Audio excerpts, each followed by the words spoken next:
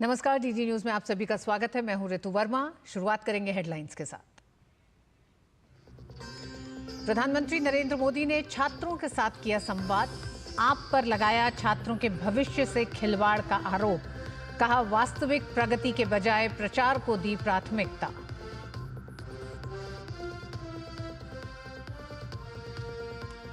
दिल्ली विधानसभा चुनाव के लिए आज शाम थम जाएगा प्रचार। सभी दलों ने झोंकी ताकत।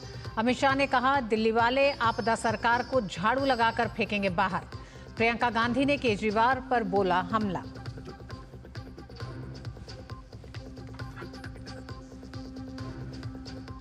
बांग्लादेश और म्यांमार से भारत में आए अवैध घुसपैठ ने दिल्ली के सामाजिक, राजनीतिक और आर्थिक ताने बाने पर डाला प्रभाव।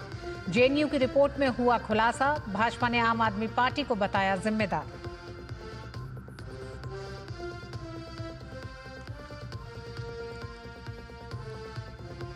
संसद के दोनों सदनों में राष्ट्रपति के अभिभाषण पर धन्यवाद प्रस्ताव पर चर्चा। रविशंकर प्रसाद ने कहा, महाकुंभ हादसे में आ रही है षड्यंत्र की बू।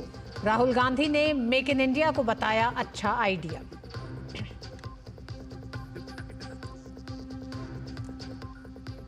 वसंत पंचमी पर प्रयागराज महाकुंभ में तीसरे अमृत स्नान में उमड़ा जनसैलाब। साधु संत और सन्यासियों के साथ करोड़ों श्रद्धालुओं ने लगाई आस्था की डुबकी।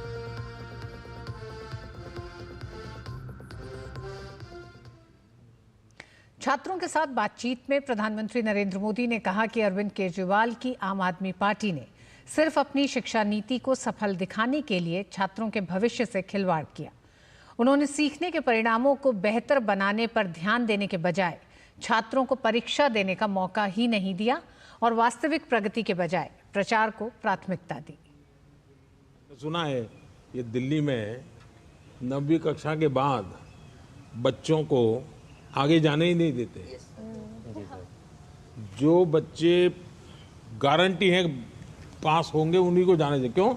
क्योंकि उनका रिजल्ट खराब हो जाएगा तो मेरी सरकार की इज्जत खराब हो जाएगी। इसलिए बड़ा बेईमानी का काम होता है।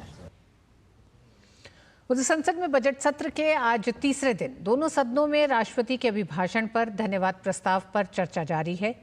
लोकसभा में भाजपा सांसद रामवीर सिंह भिदूड़ी ने चर्चा की शुरुआत की, जबकि राज्यसभा में भाजपा सांसद किरण चौधरी ने चर्चा की शुरुआत की। रामवीर सिंह भिदूड़ी ने कहा कि पीएम मोदी को देश की माटी से प्यार है। वे भारत को विश्व गुरु बनाना चाहते हैं।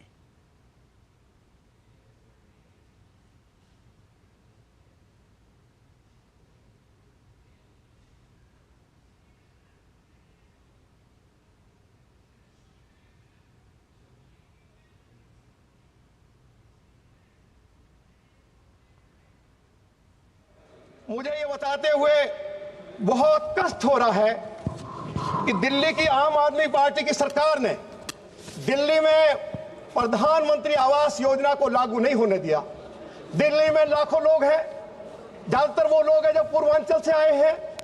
यदि दिल्ली के अंदर प्रधानमंत्री आवास योजना दिल्ली की आम आदमी पार्टी की सरकार लागू हो जाने देती तो दिल्ली के लाखों लोगों को प्रधानमंत्री आवास योजना के तहत पक्का मकान मिल जाता। इस बीच चर्चा में भाग लेते हुए रविशंकर प्रसाद ने विपक्षी दलों पर सनातन के अपमान का आरोप लगाते हुए कहा कि महाकुंभ हादसे में षड्यंत्र की बू आ रही है। उन्होंने साथ ही जोर देते हुए कहा कि सनातन का अपमान हिंदुस्तान नहीं सहेगा। राष्ट्रपति जी ने जो कुंभ में महान आयोजन चल रहा है उसकी भी चर्चा की है। कल रात तक खबर मिली 35 करोड़ लोग स्नान कर चुके हैं। दुख भी प्रकट किया जो लोग एक हादसा हुआ उसकी भी जांच चल रही है और उस जांच में भी षड्यंत्र की बू आ रही है। जब पूरा जांच सामने आएगी तो वो हादसा किसने करवाया उनको शर्म से झुकना पड़ेगा। ये भी मैं कहना चाहता हूँ। ये कुंभ का नाम सुनते और सनातन का नाम सुनते उनको परेशानी क्यों हो जाती है? क्या हो जाता है? जिस तरह से और एक बात मैं इस सदन में साफ साफ करना चाहता हूं, सनातन का अपमान नहीं सहेगा हिंदुस्तान, ये आप जान लीजिए। राष्ट्रपति के अभिभाषण पर धन्यवाद प्रस्ताव पर लोकसभा में चर्चा चल रही है। चर्चा में भाग लेते हुए लोकसभा में नेता प्रतिपक्ष राहुल गांधी ने कहा कि राष्ट्रपति के अभिभाषण में कुछ भी नयापन नहीं था। I heard the president's address and I listened to it. And I must say, I struggled through the president's address to maintain my attention on what was being said. Because I had heard pretty much the same president's address the last time and the time before that and the time before that. And it was the same laundry list of things that the government has done. I am being critical about what is being said. And I am saying that this is not the type of president's address that should be delivered. Well, the question came to my mind, what type of address would an India Gathbandhan government deliver? Bangladesh और Myanmar से भारत में हुए अवैध घुसपैठ के राजधानी दिल्ली पर पड़े प्रभाव को लेकर जवाहरलाल नेहरू विश्वविद्यालय ने एक रिपोर्ट तैयार की है, जिसमें कहा गया है कि अवैध घुसपैठ ने दिल्ली एनसीआर के सामाजिक, राजनीतिक और आर्थिक ताने बाने को बदल दिया है। दिल्ली में अवैध प्रवासी सामाजिक, आर्थिक और राजनीतिक परिणामों का विश्लेषण नाम से इस रिपोर्ट में कहा गया है कि बांग्लादेश और म्यांमार से अवैध घुसपैठ ने दिल्ली एनसीआर के सामाजिक, राजनीतिक और आर्थिक ताने बाने को बदल दिया है, जिससे मुसलमान आबादी में उल्लेखनीय वृद्धि हुई है। जेएनयू की रिपोर्ट विस्तार से बताती है कि कैसे अवैध रूप से बसने वालों की इस आमद ने न केवल शहर की जनसांख्यिकी को बदल दिया है, बल्कि इसकी अर्थव्यवस्था को बाधित कर दिया है, संसाधनों पर दबाव डाला है और इसमें आपराधिक नेटवर्क को भी बढ़ा दिया है। रिपोर्ट में कहा गया है कि राज्य की सत्ताधारी आम आदमी पार्टी के राजनीतिक संरक्षण ने बांग्लादेशी और रोहिंग्याओं की लगातार आमद को यहां बसाने में महत्वपूर्ण भूमिका निभाई। भारतीय जनता पार्टी के सांसद संबित पात्रा ने सोमवार को एक प्रेस कॉन्फ्रेंस में बांग्लादेशी और रोहिंग्या घुसपैठियों पर जवाहरलाल नेहरू यूनिवर्सिटी की एक 114 पन्नों की रिपोर्ट पेश की। रिपोर्ट दिखाते हुए उन्होंने दिल्ली सरकार पर निशाना साधा। संबित पात्रा ने रिपोर्ट पढ़ते हुए कहा कि बांग्लादेश और रोहिंग्या घुसपैठियों की वजह से दिल्ली में मुसलमान आबादी बढ़ी है, जिसकी वजह से दिल्ली की डेमोग्राफी में बदलाव आ गया है। आज से 10 से 15 साल पहले जो दिल्ली थी वैसी अब नहीं है। चोरी चोरी चुपके चुपके दिल्ली की डेमोग्राफी बदल रही है, जो खतरे का सूचक है। संबित पात्रा ने इस पूरे मुद्दे पर दिल्ली के सत्ताधारी आम आदमी पार्टी की भूमिका पर भी सवाल उठाए। उन्होंने कहा कि रिपोर्ट की सबसे भयावह बात यह है कि कुछ राजनीतिक दल इसे बढ़ावा दे रहे हैं, खासकर आम आदमी पार्टी का इसमें अहम रोल है। ये घुसपैठियों को फेक वोटर बना रहे हैं, जो हमारे चुनावी तंत्र का ध्वस्त कर रहे हैं। अपराध में बढ़ोतरी के लिए भी ये घुसपैठिए जिम्मेदार हैं। दिल्ली शहर के डेमोग्राफी में एक चेंज आया है। आप सोचिए, यह दिल्ली आज से 10 साल पहले, आज से 15 साल पहले जो दिल्ली था, आज वो दिल्ली नहीं। चोरी चोरी चुपके चुपके हम जान नहीं पा रहे हैं। दिल्ली की डेमोग्राफी बांग्लादेशी घुसपैठियों के कारण और रोहिंग्यास के कारण बदल रही है, जो कि एक खतरे की सूचक है। दिल्ली विधानसभा चुनाव की तैयारियां अब अंतिम चरण में पहुंच गई हैं। आज शाम 5 बजे चुनाव प्रचार का शोर थम जाएगा, जिसके बाद 5 फरवरी को करीब 1.5 करोड़ से ज्यादा मतदाता अपने मताधिकार का प्रयोग करेंगे। राजधानी दिल्ली की 70 विधानसभा सीटों पर कुल 699 उम्मीदवार मैदान में हैं। इनमें से 603 पुरुष और 96 महिला उम्मीदवार हैं। वोटों की गिनती 8 फरवरी को होगी। केंद्रीय गृह मंत्री अमित शाह ने जंगपुरा विधानसभा क्षेत्र में जनसभा को संबोधित करते हुए आम आदमी पार्टी के नेता मनीष सिसोदिया पर हमला बोला। अमित शाह ने कहा कि मनीष सिसोदिया ने मंदिर, स्कूलों, गुरुद्वारों के पास शराब की दुकानें खुलवाने का काम किया है। केजरीवाल साहब कहते थे 2013 में कि मैं मुख्यमंत्री बनूंगा तो घर नहीं लूंगा, गाड़ी नहीं लूंगा, सिक्योरिटी नहीं लूंगा। सिक्योरिटी भी ले ली, गाड़ी भी ले ली, सिक्योरिटी भी ले ली और एक बंगलो भी ले लिया। फिर एक बंगलो से इनका पेट नहीं भरा, 4 बंगलो तोड़कर 50,000 गज का शीश महल बनाने का काम किया। शीश महल। साथ ही केंद्रीय गृह मंत्री अमित शाह ने आप संयोजक अरविंद केजरीवाल पर भी निशाना साधते हुए कहा कि आम आदमी पार्टी ने लोगों को झूठे वोट वादे कर केवल लूटने का काम किया है। मनीष जी को पूछना, भैया ऐसा क्या करा कि पड़पड़गंज से आपको यहां पर आना पड़ा? पड़पड़गंज छोड़कर आए हैं। उन्होंने पड़पड़गंज वालों को बहुत झूठे वादे किए। अब उनको लगता है जंगपुरा में जाकर हम लोगों को झूठे वादे कर कर बहला देंगे। मनीष जी, आप दिल्ली में कहीं पर भी जाओ, सभी लोग आपको जानते हैं। 10 साल के शासन में उप मुख्यमंत्री के नाते आपने अगर एक काम किया तो ये किया, गुरुद्वारे, मंदिरे और स्कूल के पास शराब की दुकानें खोलने का काम किया। शराब की दुकानें। केंद्रीय वाणिज्य और उद्योग मंत्री पीयूष गोयल ने दिल्ली में भाजपा की सरकार बनने का भरोसा जताया है। भाजपा सरकार की उपलब्धियों के बारे में बताते हुए उन्होंने कहा कि बीजेपी के आने से फ्लाईओवर के जाल, भारत मंडपम और यशोभूमि सहित विकास के बजट ने दिल्ली के लोगों को लाभ पहुंचाया है। अब दिल्ली वालों को ध्यान आ गया है कि अगर कोई दिल्ली की चिंता करता है तो प्रधानमंत्री नरेंद्र मोदी करते हैं, जिन्होंने ये विश्वास दिलाया है कि जहां झुग्गी वहीं मकान, अच्छा पानी, प्रदूषण मुक्त दिल्ली, जिनके कामों से हमने भारत मंडपम भी आते देखा, यशोभूमि भी बनते देखी, फ्लाईओवर्स के जाल भी देखे और एक प्रकार से लगभग 75,000 करोड़ के दिल्ली में विकास के कार्यों से प्रधानमंत्री मोदी जी ने दिखाया है, दर्शाया है कि उनके दिल में दिल्ली वाले बसे हैं। केंद्रीय मंत्री ने महाराष्ट्र और हरियाणा जैसी जीत का दिल्ली में भी भरोसा जताया। हरियाणा में और महाराष्ट्र में जहां से मैं आता हूं, आपने चुनाव के परिणाम देखे।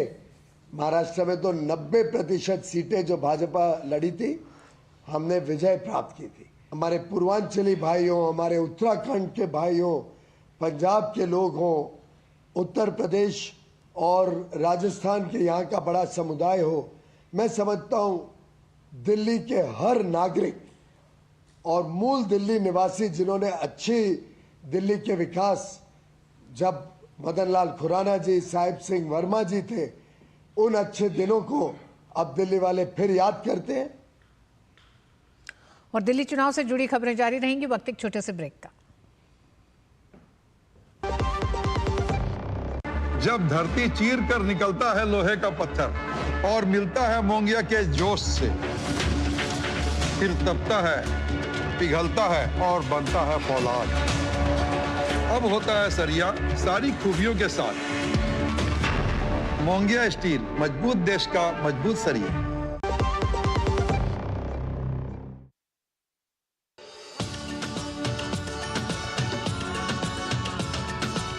प्रयागराज को संगम नगरी, कुंभ नगरी और तीर्थराज भी कहा गया है। प्रयाग शताध्यायी के अनुसार काशी, मथुरा, अयोध्या इत्यादि सप्तपुरी तीर्थराज प्रयाग की पटरानियां हैं, जिनमें काशी को प्रधान पटरानी का दर्जा प्राप्त है। गोमुख से प्रयागराज तक कहीं भी कोई भी नदी गंगा से मिली है, उस स्थान को प्रयाग कहा गया है, जैसे देवप्रयाग, कर्णप्रयाग, रुद्रप्रयाग आदि। केवल उस स्थान पर जहां गंगा, यमुना और सरस्वती का संगम है, उसे प्रयागराज कहा गया।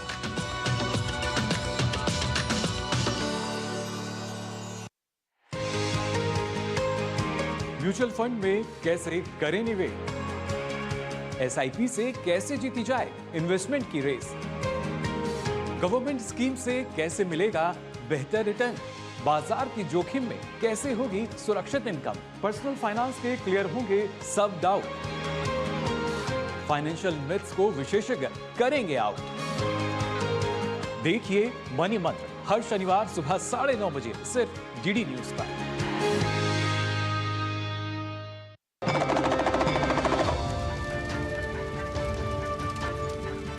जिसका आदि है ना अंत है, वो आस्था अनंत है।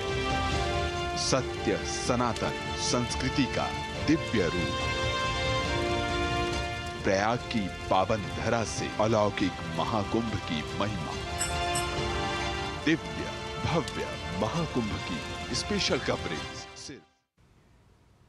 दिल्ली विधानसभा चुनाव में प्रचार के आखिरी दिन भाजपा ने बड़ा दांव खेला है। नई दिल्ली विधानसभा सीट से भाजपा उम्मीदवार प्रवेश वर्मा ने कहा कि 8 फरवरी के बाद पहली एनडीएमसी परिषद की बैठक में हम तालकटोरा स्टेडियम का नाम बदलकर भगवान महर्षि वाल्मीकि स्टेडियम रखेंगे। वाल्मीकि समाज जो एक पिछड़ा हुआ समाज है, अनुसूचित जाति का समाज है, जब तक हम हमारे अनुसूचित वर्ग को आगे नहीं लेकर आएंगे, देश कभी आगे नहीं बढ़ पाएगा। तो ये तालकटोरा स्टेडियम जो कि बहुत ही फेमस स्टेडियम है, बहुत बड़े बड़े कार्यक्रम होते हैं, सारे देश और दुनिया के लोग आते हैं। बहुत सारे वाल्मीकि समाज के लोगों का हमारे पास में एप्लीकेशन आया, उनका प्रस्ताव आया। तो 8 तारीख के बाद में जो भी पहली एनडीएमसी की काउंसिल की मीटिंग होगी उसमें ये प्रस्ताव लाया जाएगा और उसकी पहली मीटिंग में ही इस प्रस्ताव को पास करके तालकटोरा स्टेडियम का नाम बदलकर भगवान महर्षि वाल्मीकि स्टेडियम के नाम से रखा जाएगा। और दिल्ली चुनाव से पहले सभी पार्टियों की तैयारियां तेज हैं। इसी बीच आज कांग्रेस महासचिव प्रियंका गांधी दिल्ली के जंगपुरा में कांग्रेस प्रत्याशी फरहाद सूरी के समर्थन में डोर टू डोर कैंपेन करती नजर आईं। इस दौरान उन्होंने जनता से बात की और आगामी चुनाव के लिए समर्थन मांगा। दिल्ली के 70 विधानसभा सीटों में से एक हॉट सीट है रोहिणी, जहां मुकाबला कांटे का है। भाजपा प्रत्याशी विजेंद्र गुप्ता हैट्रिक की तैयारी में है, वहीं आम आदमी पार्टी के प्रदीप मित्तल इस सीट पर कब्जे की पूरी तैयारी में है। कांग्रेस ने भी अपने प्रत्याशी उतारे हैं जो मुकाबले में पीछे दिखते हैं। 2008 में परिसीमन के बाद अस्तित्व में आई रोहिणी सीट का क्या है सियासी मिजाज और मुकाबला, देखते हैं धीरज कुमार की इस खास रिपोर्ट में। रोहिणी विधानसभा सीट दिल्ली के पॉश इलाकों में बसा है, जहां हाई राइज सोसाइटी है। विधानसभा में 152 डीडीए हाउसिंग अपार्टमेंट हैं, जिसमें मिनी इंडिया बसता है। भाजपा ने एक बार फिर 3 बार के पार्षद और 2 बार के विधायक रहे विजेंद्र गुप्ता पर भरोसा दिखाया है। रीडेवलपमेंट प्लान लागू करेंगे ग्रुप हाउसिंग सोसाइटीज के लिए। हमने प्रधानमंत्री जी से जो आग्रह किया था और उन्होंने स्वीकार किया, हमारी रोहिणी की कनेक्टिविटी RRTS के साथ होने जा रही है। हम अपने यहाँ पर एक बहुत बड़ा सेक्टर 10 में एक सोशो कल्चरल सेंटर बनवा रहे हैं, जिसकी लगभग सैकड़ों करोड़ में लागत है। आम आदमी पार्टी ने इस बार प्रदीप मित्तल को मैदान में उतारा है। प्रदीप मित्तल निगम पार्षद हैं, जिन्हें जनता की सेवा का तजुर्बा है। मित्तल का आरोप है कि बीजेपी विधायक ने बीते 10 सालों में दिल्ली सरकार की योजनाओं को धरातल पर नहीं उतरने दिया। ने वहाँ पर विरोध किया कि ये स्कूल नहीं बनना चाहिए था। सेक्टर 8 में हमारा स्कूल है, उसका विरोध किया। 2 मोहल्ला क्लिनिक, एक हमने राजा बिहार के अंदर और दूसरा सेक्टर 7 में 2 मोहल्ला क्लिनिक हमने बनाए, लेकिन उनको भी इन्होंने बंद करवा दिया है। वहाँ पर कूड़े के ढेर लगवा दिए बाहर। तो नहीं चाहते कि जो अरविंद केजरीवाल जी की जो नीतियाँ हैं वो आम जन तक पहुँचें। कांग्रेस ने 2020 में हार का स्वाद चख चुके सोमेश गुप्ता पर एक बार फिर भरोसा किया है। आंकड़ों पर गौर करें तो भाजपा के इस गढ़ में 2015 और 2020 में विजेंद्र गुप्ता को कामयाबी मिली। हालांकि 2013 के चुनाव में केजरीवाल की आंधी में आम आदमी पार्टी को भाजपा के इस दुर्ग को भेदने में कामयाबी मिली थी। बात मुद्दों की करें तो ट्रैफिक जाम, पार्किंग की समस्या, जे क्लस्टर में सीवरेज जाम, गंदे पानी की निकासी नहीं होना अहम मुद्दे हैं। हालांकि आमजन के अपने वायदे और तर्क हैं। हमारे विधायक जी ने यहाँ पर अपने फंड से जो भी वो काम कराना चाहते हैं वो उन्होंने कराया है और पब्लिक को उन्होंने फुल सपोर्ट दिया है।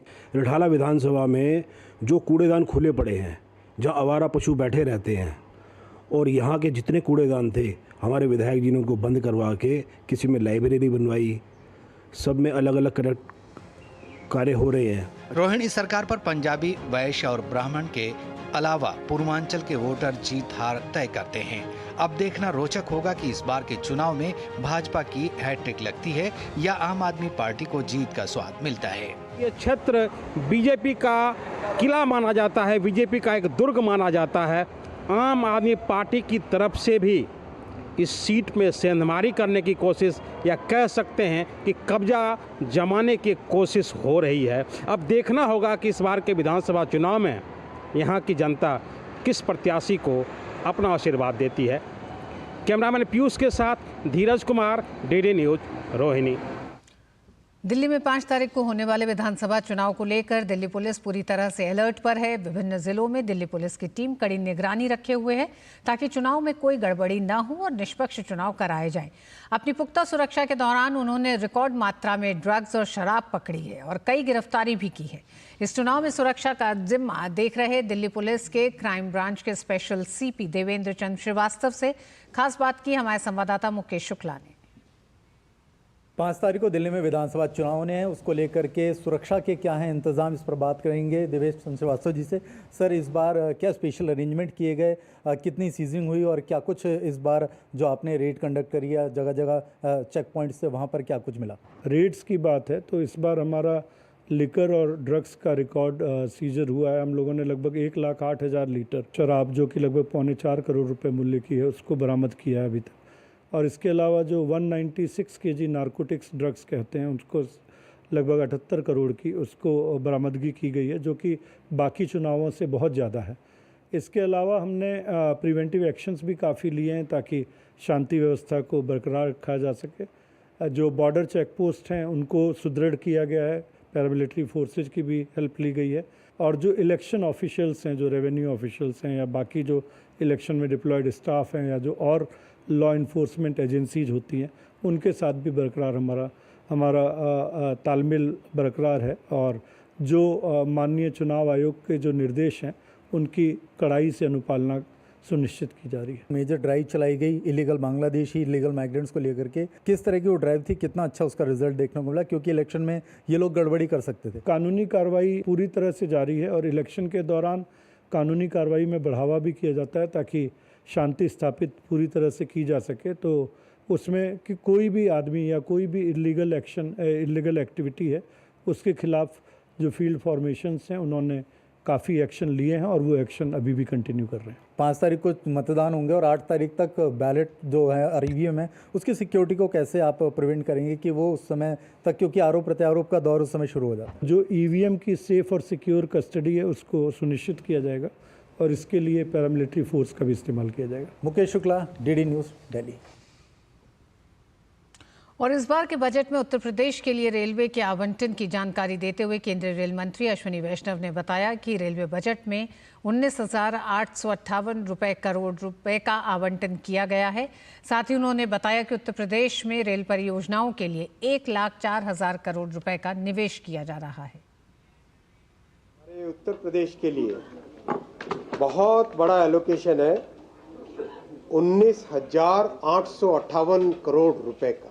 ये जो 19,858 करोड़ रुपए का एलोकेशन है, ये अगर हम कंपेयर करें यूपीए सरकार के एलोकेशन के समय से 18 गुना है।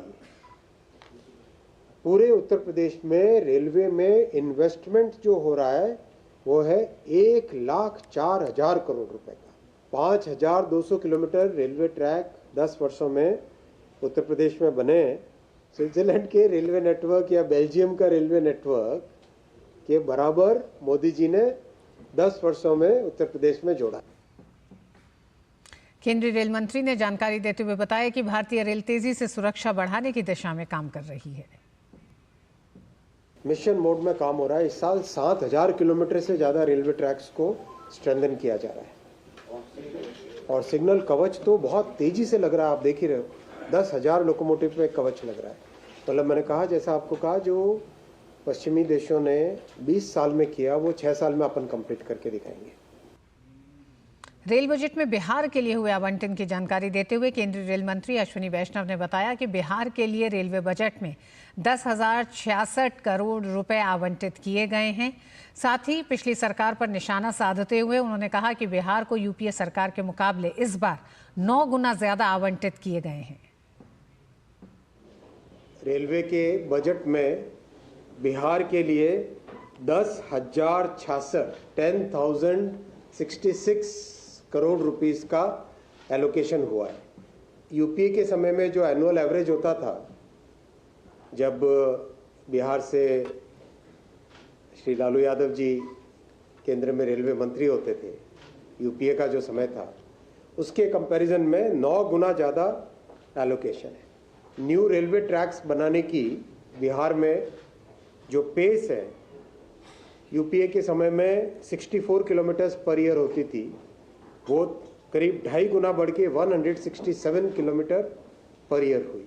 इन 10 वर्षों में मोदी जी ने बिहार में 1832 किलोमीटर नए रेलवे ट्रैक बनाए। और इस बुलेटिन में बस इतना ही। मुझे दीजिए अनुमति। नमस्कार।